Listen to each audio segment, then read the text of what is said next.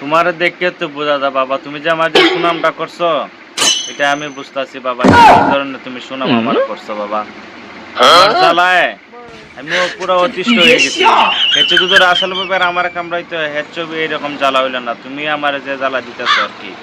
আর এই যে বলদ, হে তো আরো বেশি জ্বালায়, হ্যাঁ বলদ আরো মুড়ে বেশি জ্বালাইতেছে।